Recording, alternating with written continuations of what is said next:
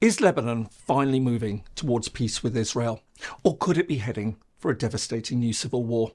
The Trilateral framework, signed in Washington in June 2026, has been hailed as a landmark agreement between the two countries, which have technically remained at war since 1948. However, many are fearful about its impact. Critically, the agreement leaves one huge question in the balance. Will it succeed in reining in the Iranian-backed Hezbollah militia? What happens when the armed group the agreement's designed to disarm has already refused to accept the deal? Hello and welcome, I'm James Ker-Lindsay, and here I take an informed look at international relations, conflict and security. Peace agreements involving non-state armed actors often face a fundamental challenge.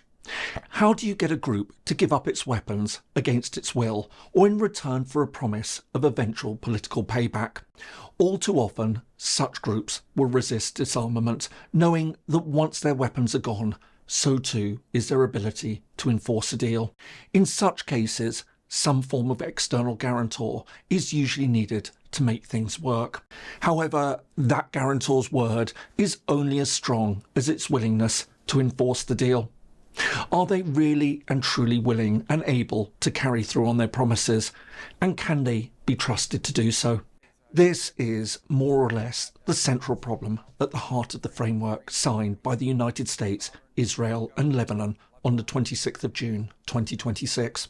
The Lebanese Armed Forces, or LAF, are tasked with establishing a monopoly on the use of force by dismantling Hezbollah's military infrastructure. In return, Israel has committed to a progressive and verified withdrawal from the country once that process is underway. Crucially, though, all this will be overseen by the United States. But can the arrangement really work? Lebanon is a small country of roughly 5 to 6 million people. Wedged between Israel to the south and Syria to the east and north, its Mediterranean coastline has made it a trading and cultural crossroads for millennia. As a result, it's one of the most religiously diverse states in the Middle East, governed since independence by a political system where power is formally divided amongst the country's Christian, Sunni Muslim, Shia Muslim and Druze communities. But while that system was designed to prevent any single group from dominating the state, it's also made Lebanon acutely vulnerable to outside interference. Regional and international powers have long found local allies within its sectarian divisions. While Lebanon joined other Arab states to attack the newly created State of Israel in 1948 and has never formally accepted Israel's existence, our story really starts with Lebanon's civil war, which broke out in 1975 after years of tension over the presence of Palestinian militants who'd been using the country to attack Israel. In 1982, Israel launched a full-scale invasion to drive the Palestinian Liberation Organization, the PLO, out of the country.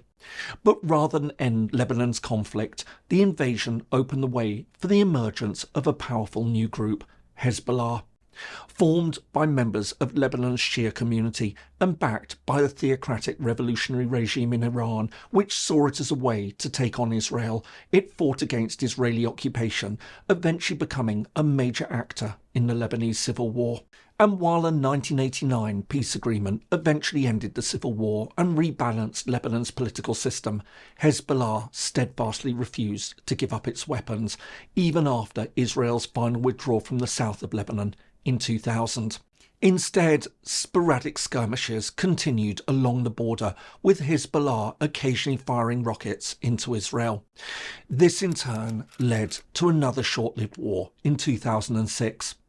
But while this ended with a Security Council resolution calling for Hezbollah to disarm, this was never implemented. Instead, the group continued to grow. In addition to gaining valuable military experience supporting the Assad regime during the Syrian civil war, it steadily cemented its domestic position, becoming Lebanon's most powerful political and military actor. While Hezbollah, which remained directly supported by Iran, remained implacably opposed to Israel, direct fighting between the group and Israeli forces remained relatively limited over the following decade and a half after 2006. That was until the Gaza war erupted in late 2023. As tensions grew along the border and fears returned of a direct confrontation, Israel launched a coordinated attack on the group. As well as assassinating the group's longtime leader, it used booby-trapped mobile phones to kill or injure many of its fighters. All this was followed by Israeli military incursions into southern Lebanon to drive out the group. However, the decisive shift came in March 2026 when a wider war between the United States, Israel and Iran drew Hezbollah back into direct, large-scale confrontation with Israel. As a result, Israeli troops invaded and occupied large parts of southern Lebanon, leaving thousands dead and forcing around 1 million people to flee for their lives. And it's against this backdrop and under considerable international pressure to end the bloodshed that the Lebanese government entered direct negotiations with Israel in April 2026, despite fierce objections from Hezbollah.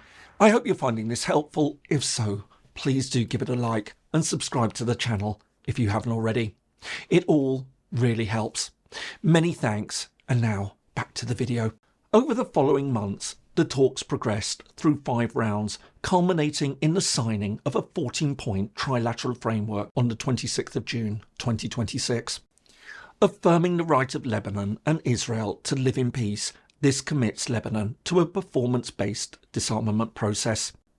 Beginning with 2 pilot zones in the south, Israeli forces will withdraw only after Hezbollah's infrastructure has been verified as dismantled.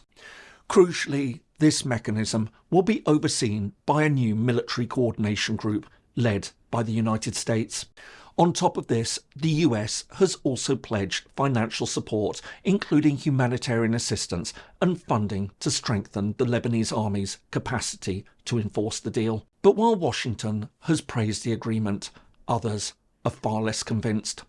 Coming just days after a separate memorandum of understanding between the United States and Iran, which reportedly included Lebanon and established a parallel deconfliction mechanism involving Tehran, a provision that appeared to frustrate both Israeli and Lebanese officials, Hezbollah responded angrily to the agreement between Israel, Lebanon and the United States. Its leader, Naim Qassem, has called the agreement null and void and a surrender, insisting that the group would not be bound by the terms negotiated without its involvement.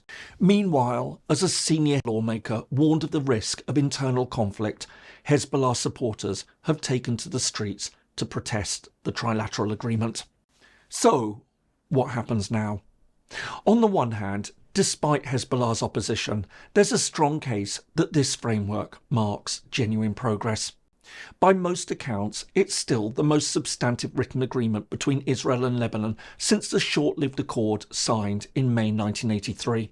Crucially, it explicitly affirms both states' right to exist in peace as sovereign neighbours. Unlike other agreements signed in 2006 and 2024, both of which required Israeli withdrawal contingent on Lebanese promises that were never fully delivered, this framework ties Israeli redeployment to independently verified steps rather than assurances alone.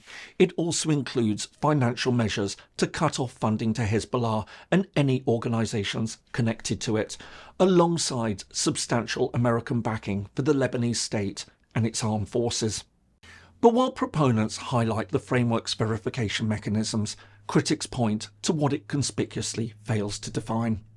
The agreement doesn't specify what disarmament or dismantlement requires in practice, nor does it clarify whether Hezbollah-affiliated political and social institutions, including allies such as the Amal movement, fall within its scope. Moreover, there's no fixed timetable for implementation. There's only a promise to add further pilot zones by mutual consent. This leaves Israel free to maintain its buffer zone indefinitely if it judges Lebanese progress as insufficient. To add to all this, analysts have questioned whether Washington can act as an even-handed guarantor at all, given its long-standing alignment with Israel. But beyond all this, The deeper obstacle may not lie in the agreement's text, but in Lebanon's internal balance of power. While some observers note that Hezbollah has been significantly weakened militarily and politically since 2024, and that popular exhaustion with war may give the Lebanese state more room to manoeuvre than it had before, Hezbollah remains, by a large margin, the most heavily armed actor in the country. More to the point, the Lebanese army has shown little appetite for a forced confrontation that could spiral out of control. To this extent, Lebanon now stands at a critical juncture. If the framework's verification mechanisms function as intended and the Lebanese state proves willing and able to assert its monopoly on the use of force, even against a heavily armed domestic rival, this could mark a durable turning point in one of the Middle East's longest-running confrontations. But conversely, if Hezbollah's rejection hardens, the situation may become even more serious. If Lebanon persists in trying to disarm Hezbollah against its wishes, a new civil war may well erupt. If the Lebanese government deems an internal confrontation to be just too dangerous to attempt, or if the United States is seen in Beirut as nothing more than an Israeli-aligned enforcer rather than as a neutral guarantor, the framework risks becoming yet another failed peace effort, opening the way for further devastating Israeli attacks on the country. And it's for all these reasons that many now believe that the new trilateral peace deal may well open the way for further conflict and perhaps even a new civil war. I hope you found that useful. If so, here's another video that you might find interesting. Thanks so much for watching, and see you again soon.